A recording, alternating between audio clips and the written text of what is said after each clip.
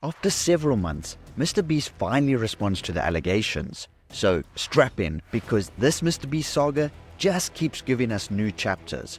But not only are we going to cover MrBeast's response and what his private investigators found, but a deep dive into, after hanging around these two, you guessed it, some sketchy crypto schemes. So, last time we covered some crazy disturbing leak messages that suggested MrBeast knew about the whole Kris Tyson situation all along.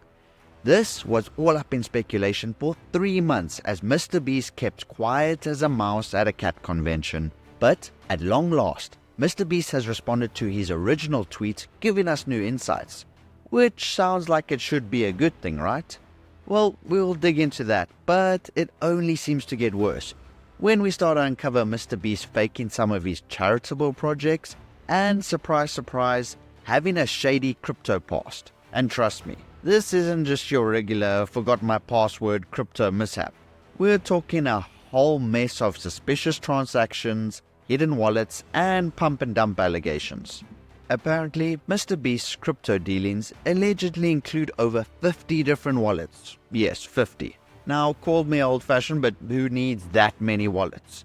My guess is that he's either very organized or maybe something fishy is going on.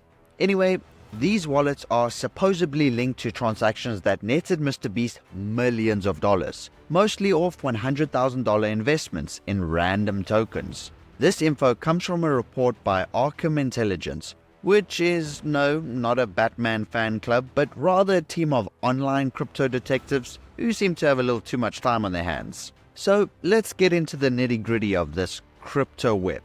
One wallet, allegedly MrBeast's main wallet, goes by the name Wu-Tang. A shout out to the Wu-Tang maybe? Through this wallet, money flows in and out across various crypto projects like Niagara Falls in a monsoon. There's even a transaction where he bought a CryptoPunk for 50 Ethereum. If that post existed once, it's gone now. Suspicious, so you be the judge. The question of the hour, are these wallets actually MrBeast? Some think the chances are high, while others aren't so sure. But let's be real, if some random person were impersonating MrBeast with all that cash, don't you think MrBeast or his team would be sprinting out of the woodwork to clarify? But so far, it's been radio silence. One of the more eyebrow-raising moments was a podcast appearance where MrBeast and Logan Paul discussed the call they had with the NFT hype master Gary Vaynerchuk. Gary V, it's like fucking 11 p.m. just out of nowhere, just calls me and he's like, "Yo, I got like 30 people to call. Hop in." I'm like, I don't care. He's like, "It'll be the best decision of your life. Just get in." I was like, okay. Gary supposedly convinced a bunch of millionaires and influencers to buy into CryptoPunks. You know, because who wouldn't want a pixelated image of moody characters as the face of the new digital age? Naturally, MrBeast and Logan bought in. The prices spiked, and for a while, it looked like a smart move. But like most overhyped crypto projects, the value dropped, and the pixels weren't so pretty anymore. Classic influencer pump and dump. Everyone buys in, the price soars, they quietly cash out, and the value tanks, leaving everyone else holding the bag. Then there's this token called Superverse, or as it used to be known, Superfarm. This project promised to be everything from an NFT marketplace to a gaming ecosystem. The real result, well, the only thing that materialized apparently was a massive payday for MrBeast. According to investigators, he turned a $100,000 investment into an incredible $11.4 million. That's not just a good investment, that's like winning the crypto lottery. Superverse allegedly spiked in value by 50 times at one point. But right before this major value boost, many regular investors supposedly had their investments refunded. It's like everyone's invited into the investment party until the party gets fun and suddenly, sorry, you're on the curb. And it doesn't stop there. As regular people were left with nothing, celebrities like MrBeast and KSI supposedly cashed in big time. Ah, the magic of celebrity crypto schemes. Loyal fans unknowingly helping fund their favorite star's next luxury yacht or a new vacation villa. We even have a smoking gun of sorts, a screenshot showing MrBeast's original 100k investment into the notorious OX4079 wallet. Caught by a crypto influencer who apparently forgot about the whole hide sensitive info part of his streaming job. Now, could any of this lead to actual consequences, like jail time or a lawsuit for MrBeast? Maybe, but let's be real. Similar stuff happened with Logan Paul and KSI, and they're still roaming around. Realistically, this could hurt his "I'm just here to help" image. MrBeast, who built his brand on giving back and helping others, could take a serious reputation hit if these allegations turn out to be true. That, my friends, is an entirely different beast. But wait, there's more. The whole Kris Tyson situation took a detour when MrBeast decided to address it through an internal investigation. Yes, he hired his own law firm to investigate his company. And would you believe it? They found him innocent. I know. Who could have seen that coming? The law firm Quinn Emanuel says they took 3 months, read through millions of documents and messages, and conducted interviews with employees. Apparently, they found no evidence of any serious misconduct. It's like asking your mom to grade your homework and surprise you got an A. Unsurprisingly, the internet wasn't buying it. People on social media were quick to fire back with things like, "Oh, so you paid people to investigate you and they found nothing?" Big shock. Some even compared it to when police investigate themselves. With the usual, "we found no wrongdoing" outcome. Ah yes, nothing like self-investigation to restore public confidence.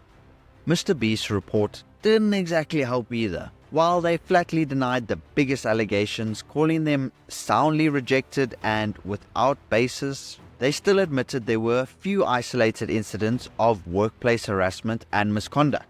So they fired some people, or at least gave them a slap on the wrist. But get this, they're also hiring a whole new executive team, including a CEO, CPO, and CFO.